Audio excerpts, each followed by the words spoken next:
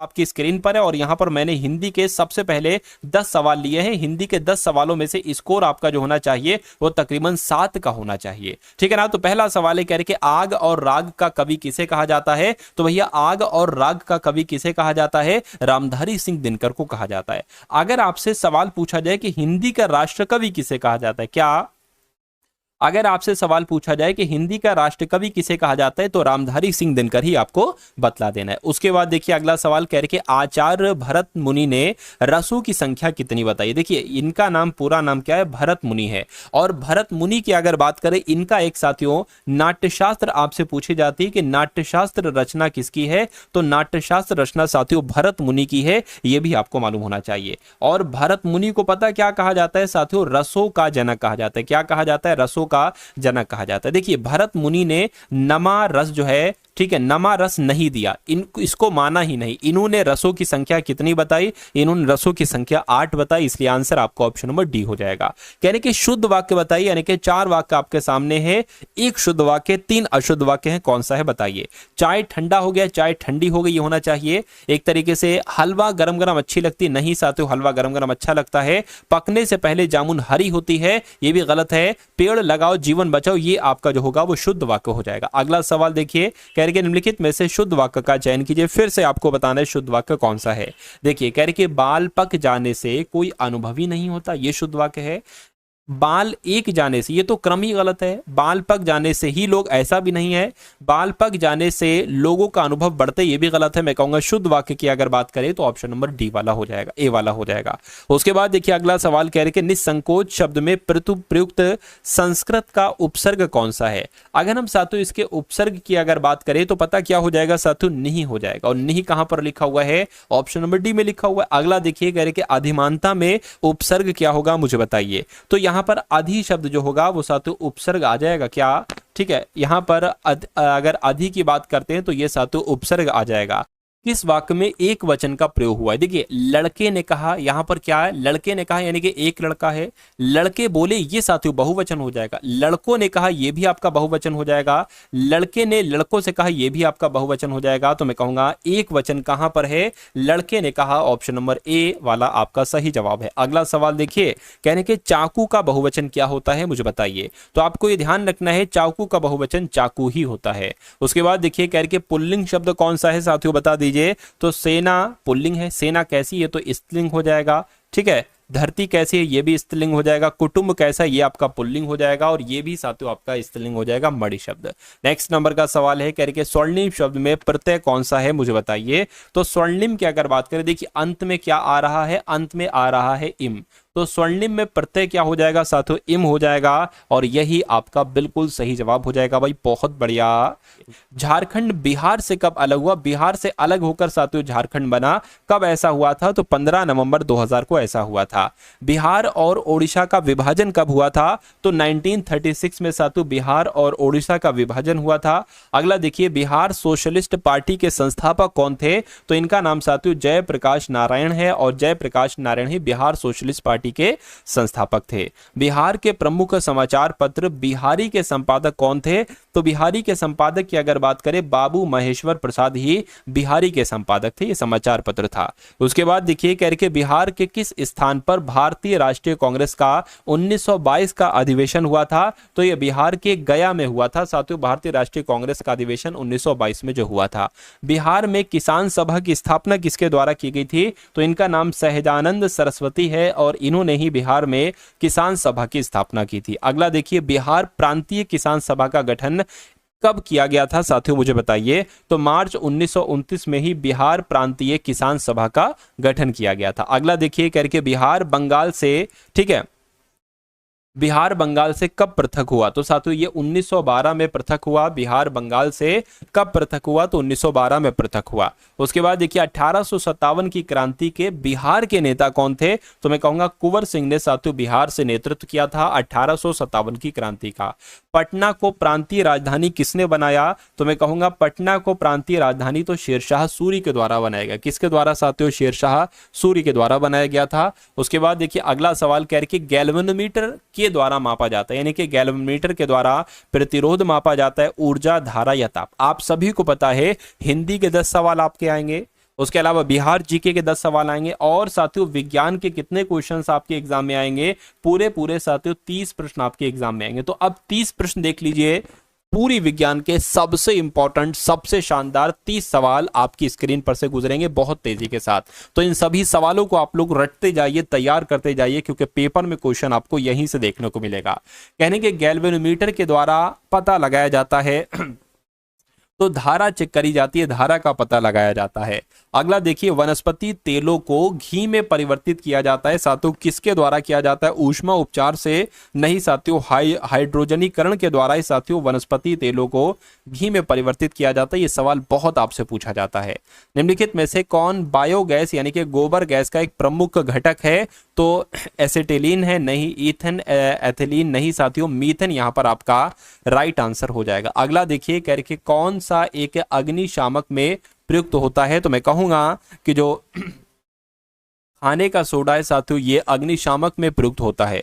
उसके बाद देखिए कि निम्नलिखित में से किसमें हीमोग्लोबिन की प्रतिशतता अधिकतम होती है, तो साथियों यहां पर अगर बात करें हीमोग्लोबिन की प्रतिशतता जो अधिक होती है वो शिशुओं में नहीं, 10 वर्ष से बच्चों के पास भी नहीं साथियों, पुरुषों में जो होती है वो हीमोग्लोबिन की प्रतिशतता ज्यादा होती है, ठीक है, बच्चों और महिलाओं के कंपैरिजन में।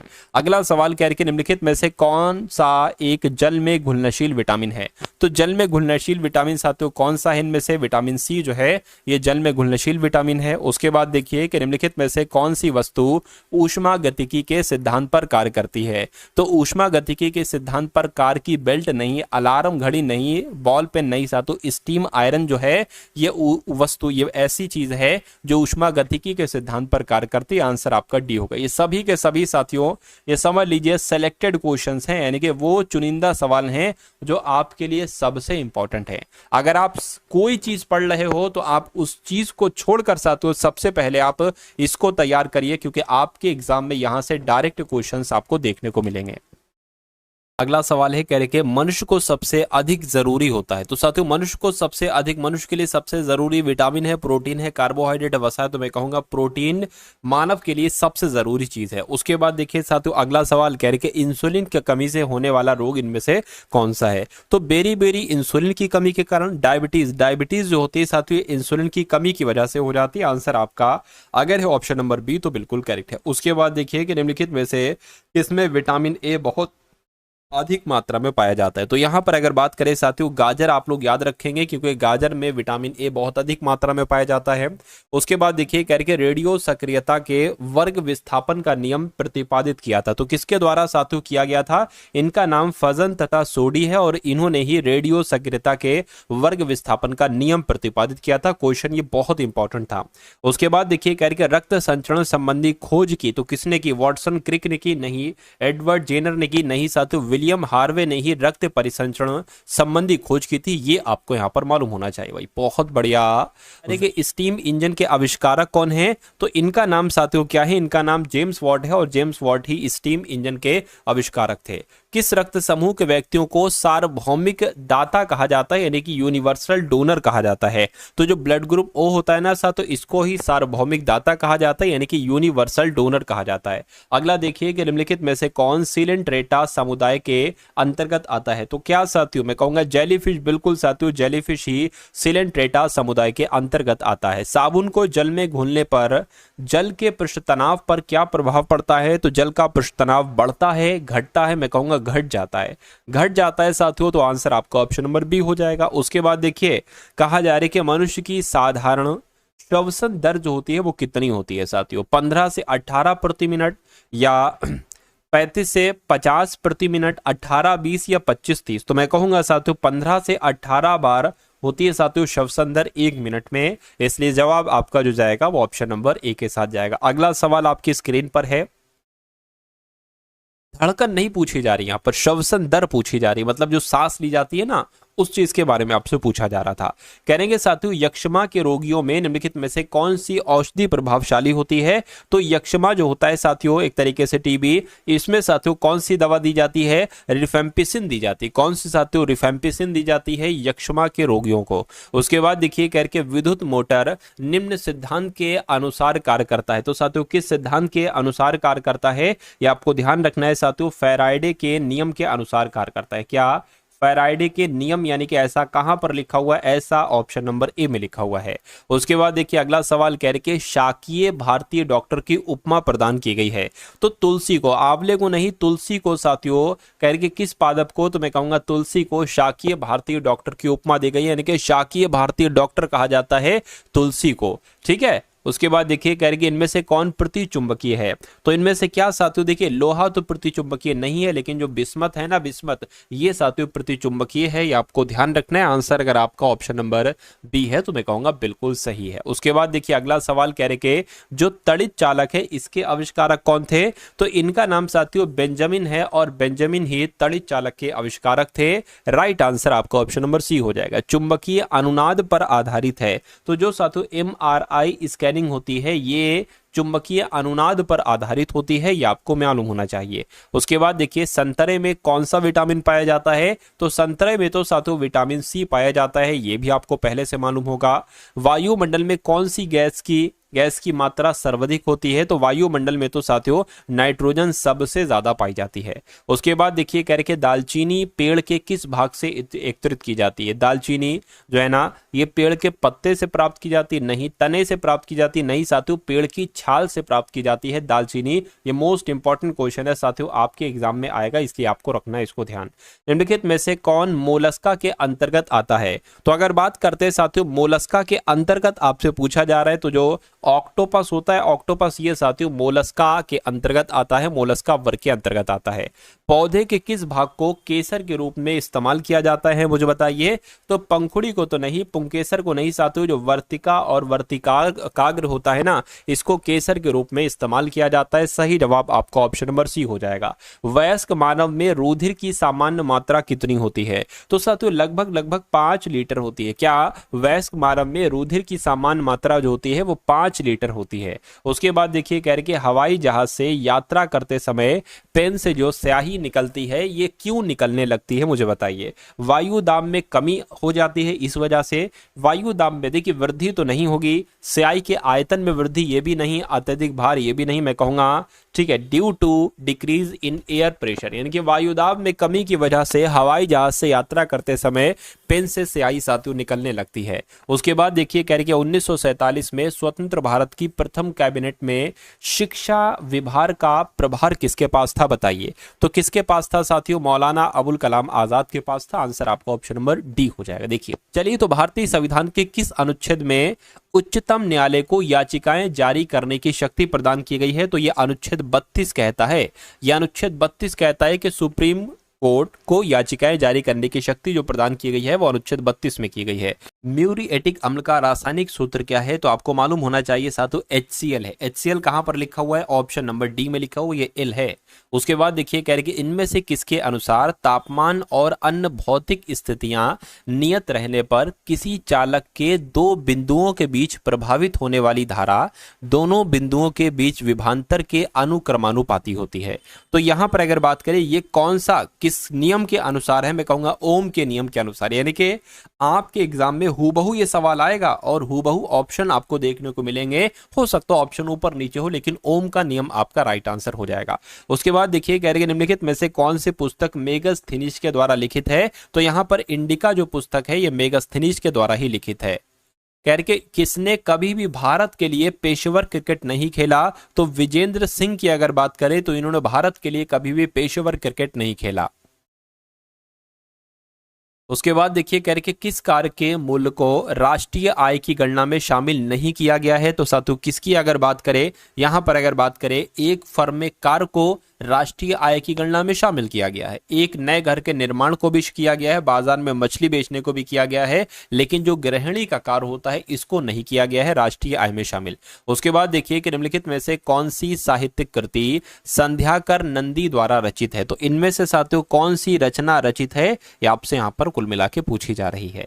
चलिए तो अगर साथियों यहां पर बात करें रामचरितम या रामपाल चरित आपका आंसर है, तो मैं कहूंगा आपका जवाब बिल्कुल सही हो जाएगा। उसके बाद देखिए कह रहे the last queen of Kashmir नामक उपन्यास के लेखक कौन है? तो इनका नाम साथियों राकेश कौल है और इन्होंने ही the last queen of Kashmir नामक उपन्यास लिखा था। उसके बाद देखिए कह रहे कहां पर ब्रिक्स विदेश मंत्रियों की बैठक का आयोजन किया गया है? तो कहां पर किया गया है साथियों? रूस देश में ही अभी हाल फिलहाल में ब्रिक्स विदेश मंत्रियों की बैठक का आयोजन किया गया है। नेक्स्ट नंबर का सवाल कह रहे आंध्र प्रदेश की एकमात्र राजधानी किसे घोषित किया गया है?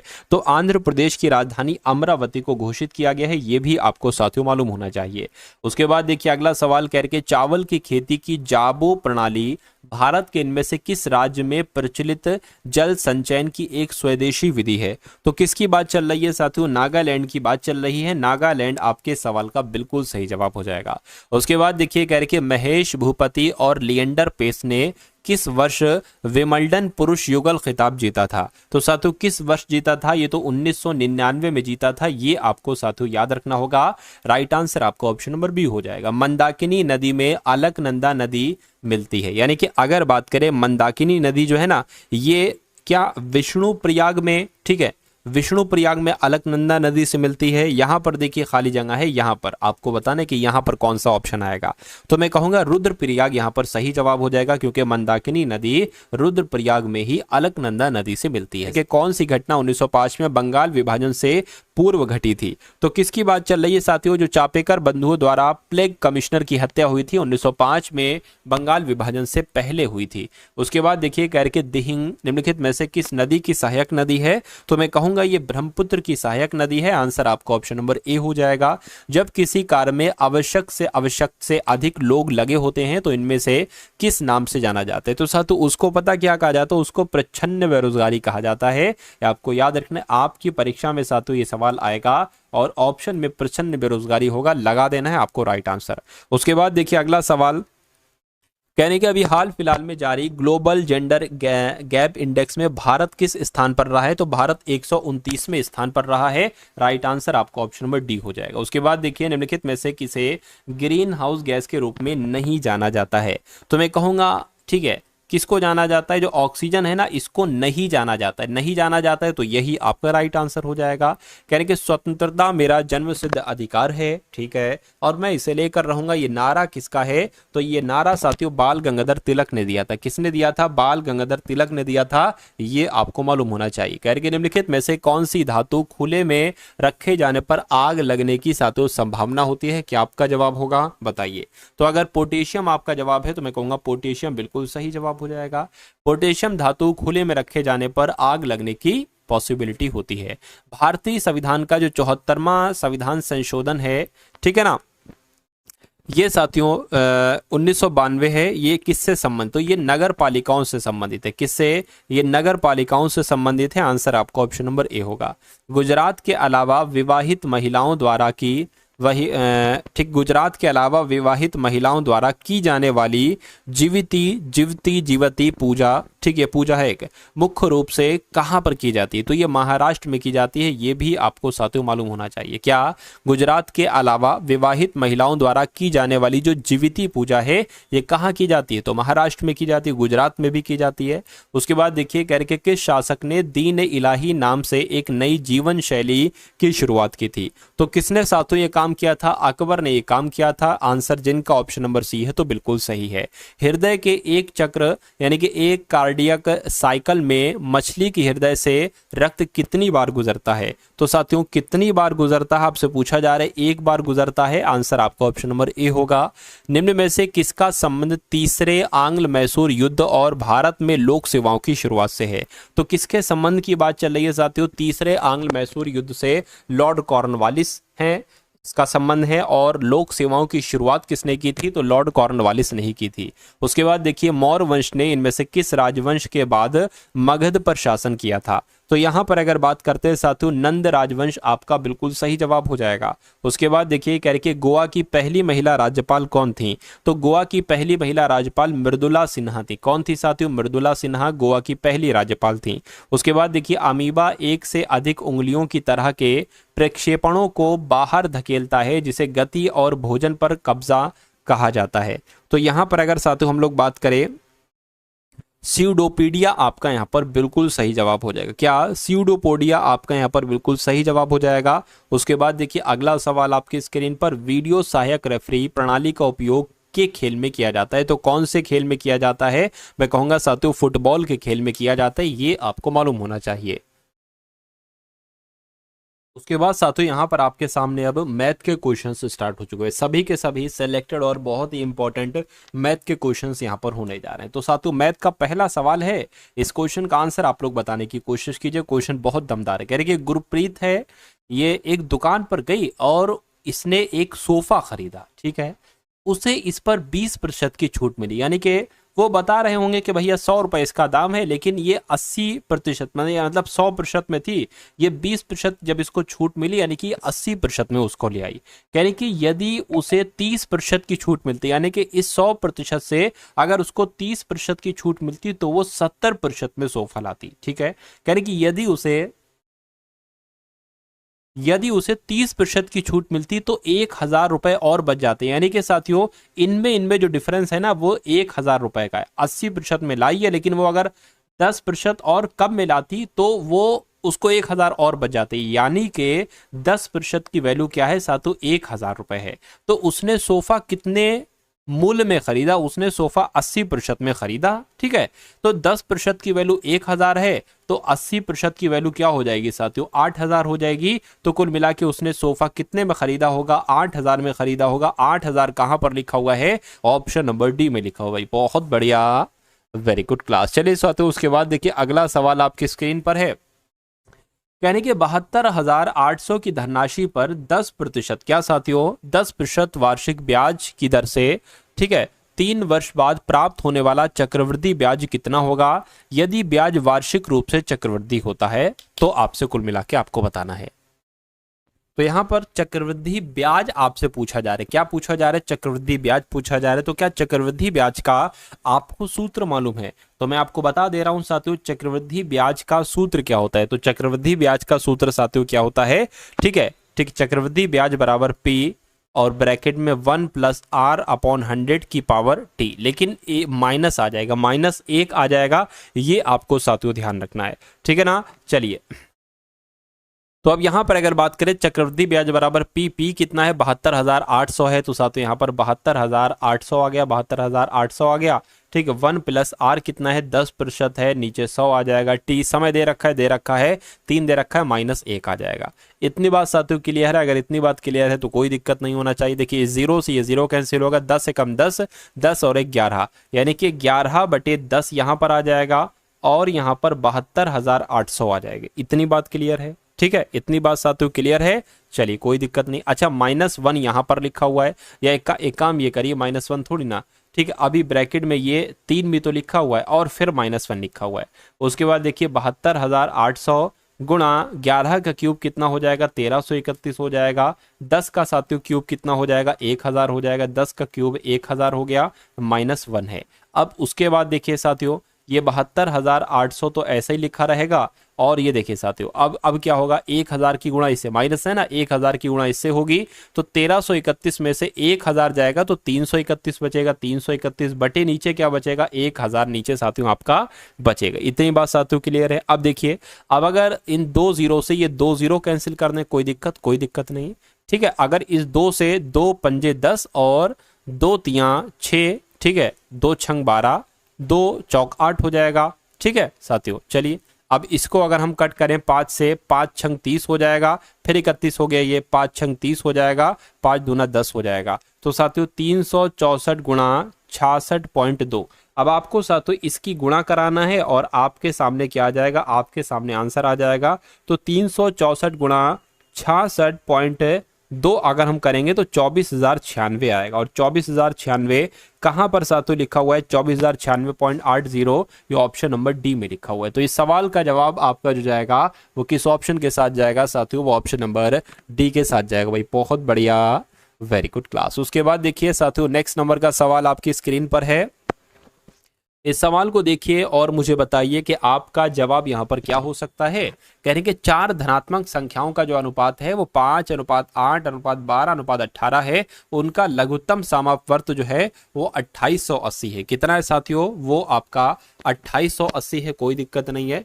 ठीक है, तो सबसे बड़ी संख्या और सबसे छोटी संख्या के बारे में आपसे पूछा जा रहा है, तो सबसे बड़ी संख्या और छोटी संख्या पहले तो निकाल लीजिए। ठीक है, फिर तो साथियों मामला फिर खुद ब खुद बन जाएगा। अब देखिए यहां पर अगर हम लोग बात करें, कभी भी अगर आपके सामने लघुत्तम समापवर्त हो और इन संख्याओं का क्या हो, इन संख्याओं का एक तरीके से साथियों अनुपात दे रखा हो, क्या दे रखा हो साथियों, अनुपात दे रखा हो, तो आप हमेशा क्या करेंगे। देखिए सबसे पहले तो अगर बात करें सबसे बड़ी संख्या और सबसे छोटी संख्या, सबसे बड़ी संख्या ये 18x है। ठीक है, सबसे बड़ी संख्या 18x है और सबसे छोटी संख्या 5x है, यानी कि इनका अंतर आपको क्या है साथियों, इनका अंतर आपको चाहिए है। ठीक है, तो इनका अंतर कितना बनेगा साथियों, जाके आपका 13x बनेगा। तो 13x का मान आपको चाहिए। अब यहाँ पर हमें x की वैल्यू चाहिए होगी, तो x की वैल्यू पता साथियों कैसे हम निकालेंगे, x की वैल्यू ऐसे निकालेंगे, ये मैं आपको साथियों बता देता हूँ। देखिए ये 5, 8, 12, 18 इनका एलसीएम जरा निकालिए। आप क्या निकालिए, 5, 8, ठीक है 5 और 8 और 12 और साथियों 18 का आप क्या निकालिए साथियों, एलसीएम निकालिए। ठीक है, 2 से अगर कट करेंगे, 2 से कट करें तो 2, तो यहाँ तक साथियों सीधा सीधा क्या आ जाएगा, सीधा सीधा आपका 5 आ जाएगा। ठीक है, यहाँ पर क्या आ जाएगा, एक सेकेंड, यहाँ पर क्या आ जाएगा, 4 आ जाएगा, यहाँ पर 6 आ जाएगा, यहाँ पर साथियों 9 आ जाएगा। फिर से अगर 2 से कट करें तो 5 का 5 आ जाएगा, 2 दूना 4, 2 तिया और 9 का 9 आ जाएगा। अब एक बार 2 और आएगा, उसके बाद 3 आएगा, 5 ऐसे ही आ जाएगा, 3 एकम 3, 3 तिया 9। अब एक बार 3 आएगा और एक बार 5 आएगा, इसको कैलकुलेट कर लीजिए। ठीक है, 2 दूना 4, 4 दूना 8, 8 कम 8, 8 दूना 16, 8 तिया 24। ठीक है, 24 और 3 पंजे 15, यानी कि 24 की गुणा 15 से आप करा लीजिए, तो 24 पंजे 120 हो जाएगा और 24 से कम 24 हो जाएगा, 0 आ गया, 6 आ गया, यानी कि 360 हो जाएगा। तो पता साथियों 360 यहाँ पर जो आपका आया है ये 360x आया है। 360 क्या साथियों, 360x बराबर क्या है, ये 2880 है। क्या क्या करना है, क्या क्या मैंने आपको कहा, देखिए जरा। अगर आपको संख्याओं का अनुपात दे रखा हो, अगर आपको संख्याओं का अनुपात दे रखा हो तो आपको साथियों क्या करना होगा, आपको साथियों ठीक है इस टाइप से एलसीएम निकालना होगा। और एलसीएम निकालने के बाद जो यहाँ पर 360 आया है, 360x बराबर 2880 आ गया है। तो x बराबर पता साथियों क्या आ जाएगा, 0 से 0 कैंसिल हो जाएगा। ठीक है, 9 से कटेगा, देखिए जरा, हाँ कटेगा, 9 चौक 36 और 9 तिया 27, 9 दूना 18, 4 अट्ठे 32, तो x बराबर क्या आ गया साथियों, 8 आ गया। अब आपको 13x का मान निकालना है ना, तो 13 गुणा 8 साथियों कितने होते हैं, 13 अट्ठे 104 आपके होते हैं। तो 13 अट्ठे कितने हो जाएंगे, 104 हो जाएंगे। 104 कहां पर लिखा हुआ है, ऑप्शन नंबर बी में लिखा हुआ है। तो थोड़ा सा साथियों एक बार और इस सवाल के सॉल्यूशन को देखिएगा, आप लोग पीछे करके वीडियो को देखिएगा तो आपके बहुत अच्छे तरीके से और साथियों यहां पर ये चीज समझ में आ जाएगी। उसके बाद देखिए अगला सवाल है आपकी स्क्रीन पर, करके एक परिवार की मासिक आय और खर्च का अनुपात, यानी कि अगर एक परिवार की मासिक आय 14 है, पैसा कितना आ रहा है, अगर 14 आ रहा है तो खर्च कितना हो रहा है, 11 हो रहा है। यदि परिवार की मासिक बचत अगर 13,500 है तो परिवार की मासिक आय कितनी है। यानी कि देखिए आय कितनी है साथियों, आय अगर बात करें तो 14 है और खर्च कितना है, अगर बात करें खर्च कितना है साथियों तो 11 है। अब देखिए अगर 14 कमाए जा रहे हैं और 11 बचाए खर्च करे जा रहे हैं तो साथियों 3 यहाँ पर बचत है, 3 बचत है, यानी कि 3x की बचत है। तो लेकिन यहाँ पर बचत कह रहे हैं 13,500 है, तो 3x की वैल्यू क्या है, 13,500 है। तो x की वैल्यू क्या निकल आ जाएगी, 3 चौक 12, 3 पंजे 15, 00, यानी कि 4500 रुपए साथियों निकल कर आ जाएगी। ठीक है ना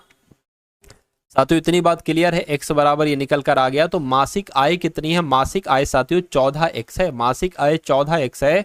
तो 14 गुणा 4500 कितना हो जाएगा, ये आपको बताना है। 14 की गुणा 45 से आप करा लीजिए, 00 जोड़ दीजिएगा। ठीक है, 14 पंजे 70 हो जाएगा, 14 चौक साथियों 68 हो जाएगा, 0 15, यानी कि 700 कितना साथियों, 75,000। 75,000 तो इसमें है ही नहीं, 75,000 तो इसमें, देखिए मुझसे कुछ गुणा में तो गलती नहीं है, 14 गुणा 45 630 होता है भाई साहब, 630। ये मैंने कुछ गलती कर दी क्या, 14 चक्कू 56 होता है भाई साहब, 68 मैंने क्यों लिख दिया, ठीक है चलिए कोई दिक्कत नहीं है। तो कितना साथियों 630 और डबल जीरो यहाँ पर आ जाएगा, यानी कि 63,000 आपका आंसर बैठेगा जाकर। 63,000 कौन से ऑप्शन में है, तो ऑप्शन नंबर डी वाले में है भाई, बहुत बढ़िया, वेरी गुड क्लास। उसके बाद देखिए साथियों अगला सवाल है, कहा जा रहा है कि 5 संख्याएं कौन कौन सी हैं, A B C D E, इनका औसत कितना है, 150 है। यदि पहली 3 संख्याएं ए बी सी इनका औसत 130 है, तो अंतिम 2 संख्याएं यानी कि डी और ई का औसत क्या होगा। अब इस सवाल को कैसे करेंगे, मैं शॉर्ट तरीके से आपको बता रहा हूं। अगर 5 लोग हैं, देखिए A B C D E, इनका औसत 150 है, तो अगर इनका योग कितना होगा पता, A plus B plus C plus D plus E, इनका योग कितना होगा, 5 की गुणा 150 में कर दीजिए, 15 पंजे 75, ठीक है, और 0 यानी कि इनका योग जो होगा वो 750 हो जाएगा। और अगर बात करें ए प्लस बी प्लस सी, इनका योगफल कितना होगा, अब ये 3 लोग हैं तो 3 की गुणा 13 से करोगे, 13 तिया 39 यानी कि 390 हो जाएगा। तो अब आसानी सी चीज है, देखिए इसमें 5 लोग हैं 750 योगफल हैं, इसमें 3 लोग हैं 390 है, तो अगर इन दोनों का आपस में घटाओगे तो हमें डी और ई का योग मिल जाएगा, ठीक है, योग मिल जाएगा तो काम आसान हो जाएगा। देखिए 15 में से 9 जाएगा तो 6 बचेगा, 6 बच गया, 6 में से यहाँ पे 300, तो 360 यहाँ पर हो गया। अब ये कितने लोग हैं साथियों, ये योग आया है, इनका अगर औसत निकालना है तो 2 से भाग दोगे, क्यों, क्योंकि 2 लोग यहाँ पर है, तो 2 से भाग दोगे साथियों 180 आ जाएगा, यानी कि डी और ई का औसत कितना निकलेगा साथियों, 180 निकलेगा। उसके बाद देखिए अगला सवाल आपकी स्क्रीन पर, यानी कि 5,000 की राशि, यानी कि पी बराबर कितना है, 5,000 है, दर साथियों कितनी है, 9% है, साधारण कितने समय में, समय आपसे पूछा जा रहा है, और ए का मान भी आपको पता है साथियों 6800 है। तो यहां पर ये पता कैसे निकलता है साथियों, टी यानी कि समय बराबर साधारण ब्याज गुणा 100 अपॉन पी इंटू आर, ठीक है। आप साधारण ब्याज पता कैसे निकालोगे, साधारण ब्याज क्या होता है, ए माइनस पी होता है, तो ए कितना है 6800 और पी कितना है 5,000, तो 1800 हो जाएगा, यानी कि साधारण ब्याज कितना निकलेगा, 1800 निकलेगा, गुणा आपका 100 हो जाएगा, नीचे पी कितना है 5,000 है, और साथियों आर कितना है 9%, इसको कैलकुलेट कर लीजिए। देखिए 3 जीरो से ये 0 और ये 0 कैंसिल हो गया, 9 एकम 9, 9 दूना 18, यानी कि 2 बटे यहाँ पर 5 आया है। कितना आया है साथियों, यहां पर अगर बात करते हैं साथियों 2 बटे 5 आया है, तो कोई दिक्कत कोई परेशानी तो यहां पर नहीं हो रही है, देखिए जरा एक बार, चलिए एक बार फिर से करके देख लें क्या भाई। देखिए अगर साथियों ये 6800 में से, ठीक है, 5,000 घटेगा तो कितना, 6,000, 1800 ही तो बचेगा, तो 1800 गुणा 100, और पी कितना साथियों, ठीक है, और 9 आर कितना है 9%, सब कुछ तो ठीक है, इसको एक बार कैलकुलेटर से कैलकुलेट में करा लेता हूँ, ठीक है। ऊपर कितना है साथियों 1800, ठीक, और 2 आ जाएगा, और नीचे कितना आ जाएगा साथियों, नीचे आपका 9 पंजे 45 यानी कि 45,000 आ जाएगा, ठीक है। हाँ तो कोई दिक्कत नहीं, 4 बच रहा था, ये 2 बटे 5 कैसे आ गया भाई साहब, ठीक है, 4 वर्ष आपका जो होगा वो आंसर होगा, 4 वर्ष आपका आंसर यहाँ पर आ जाएगा। अब ये कैसे था ये भी मैं आपको बता दे रहा हूँ साथियों। देखिए समय बराबर कितना 1800 और गुणा यहाँ पर 100 हो जाएगा, बटे में क्या 5,000। देखिए जल्दबाजी में सवाल हमेशा खराब होता है, जल्दबाजी में सवाल हमेशा खराब होता है। इस 9 से कटेगा, यहाँ पर कितना आ जाएगा 200, 9 दूना 18, डबल 0 आ गया, ठीक है।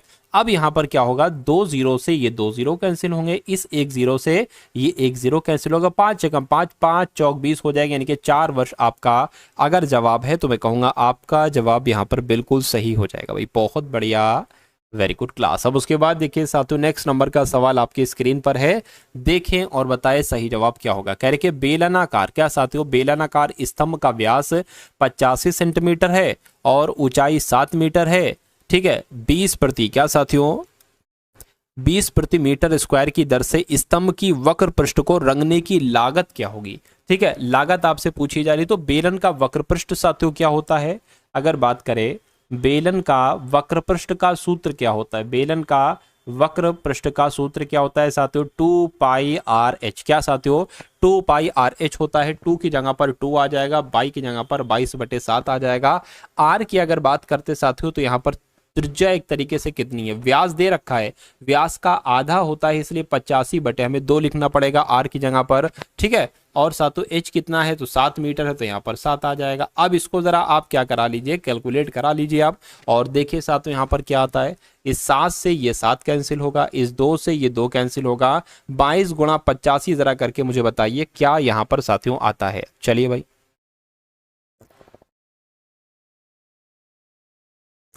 अच्छा यहाँ पर एक चीज है वो आपने नोटिस नहीं करी, यहाँ पर एक चीज ये है साथियों, एक बात यहाँ पर आपने ध्यान नहीं दी। देखिए 85 सेंटीमीटर, इसको मीटर में बदलेंगे तो साथियों यहाँ पर 100 से हमें भाग देना पड़ेगी। अब जब 100 से यहाँ पर साथियों भाग देना पड़ेगी तो पहले तो एक तरीके से क्या, इसको कैलकुलेट करिए, 17 आ जाएगा, 5 से कट होगा, 5 दूना 10, यहाँ पर 20 आ जाएगा, और कट होगा ये 10 आ जाएगा, और ये साथियों 11 आ जाएगा। तो 17 की गुणा 11 से करके दिखाइए जरा, 17 गुणा 17 ऐसे आ जाएगा, तो साथियों 187 आ जाएगा। नीचे 10 से भाग दोगे तो 18.7 यहाँ पर आ जाएगा।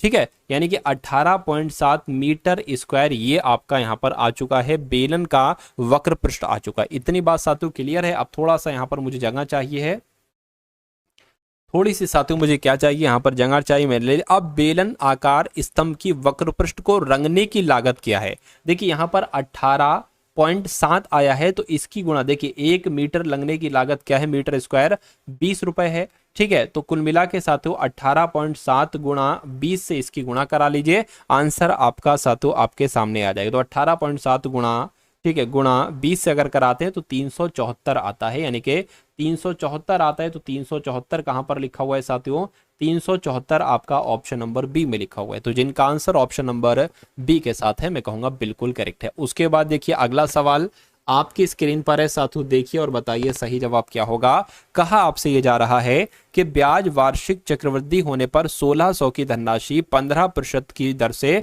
2 वर्षों में प्राप्त होने वाला चक्रवृद्धि ब्याज क्या है। तो यहां पर भी साथियों वही चक्रवृद्धि ब्याज आपसे पूछा जा रहा है।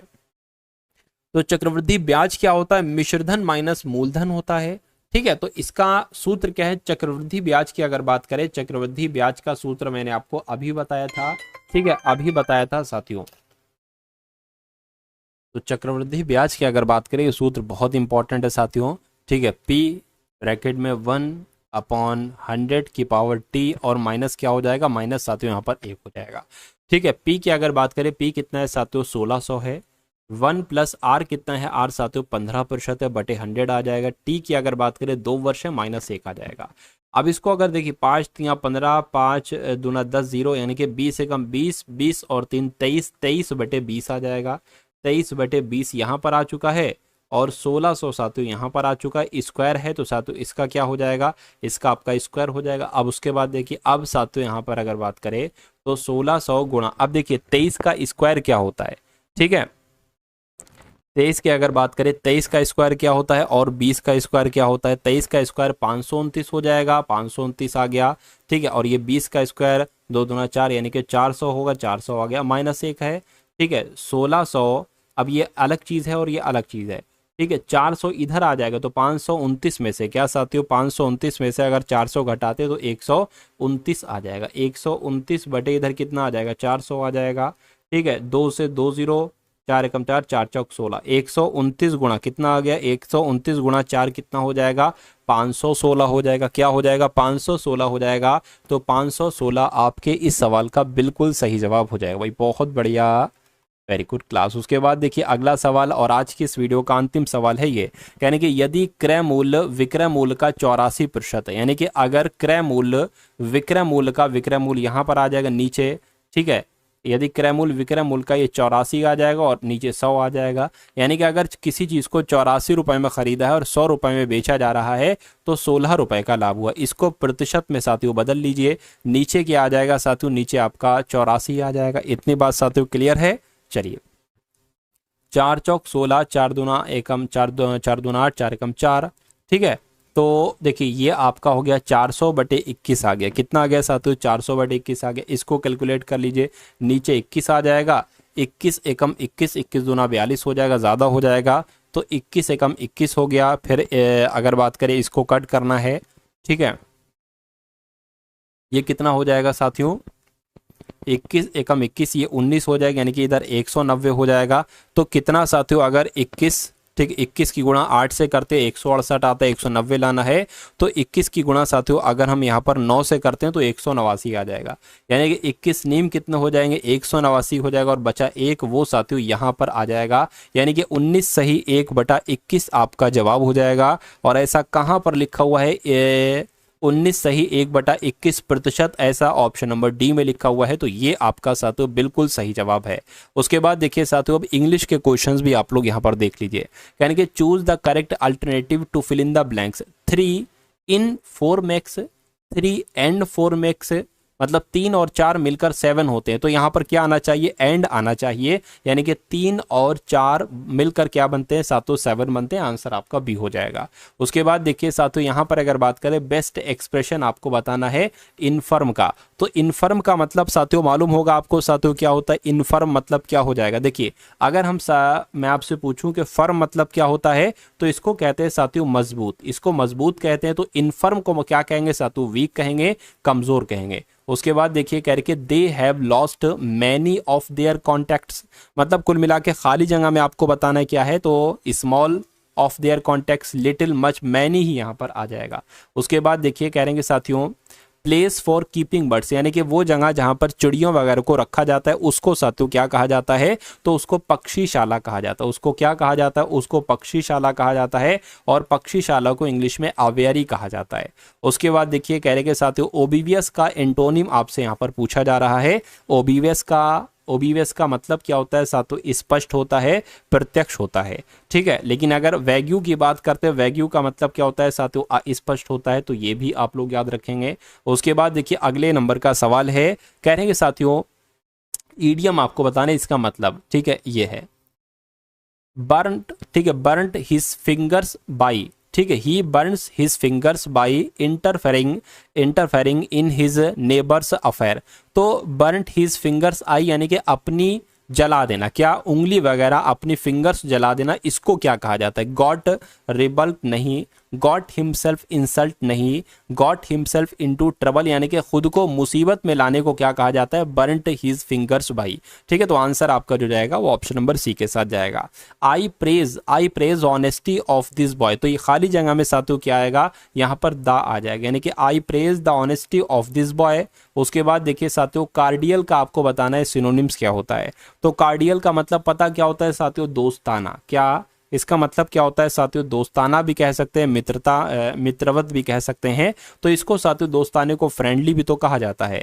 उसके बाद देखिए कह के that can not be overcome, तो that can not be overcome का मतलब होता है जिसे जीता ना जा सके, क्या, जिसे जीता ना जा सके, जिसे जीता ना जा सके उसको क्या कहा जाता है साथियों, आप लोगों को यहाँ पर मालूम होना चाहिए, उसको साथियों इनसरमाउंटेबल कहा जाता है। आंसर आपका जाएगा ऑप्शन नंबर सी के साथ। अगला सवाल आपकी स्क्रीन पर और आज की इस वीडियो का अंतिम सवाल है, कहने कि इम्प्लिसिट को अपोजिट वर्ड आपको बताना है, तो इसको पता साथियों क्या कहा जाता है, इसको कहा जाता है साथियों अस्पष्ट, अस्पष्ट भी इसको कहा जाता है, अप्रत्यक्ष भी इसको कहा जाता है, क्या, अप्रत्यक्ष भी इसको कहा जाता है। अगर बात करते ठीक है इम्प्लिसिट का एंटोनिम क्या हो जाएगा, तो एक्सप्लिसिट हो जाएगा, इसको क्या कहते हैं, स्पष्ट कहते हैं और प्रत्यक्ष कहते हैं।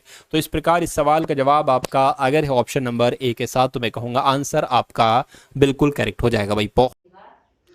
दोस्तों एक क्लास आप लोग को कैसी लगी कमेंट बॉक्स में ज़रूर बताएं, और वीडियो को अपने दोस्तों तक शेयर करना ना भूलें।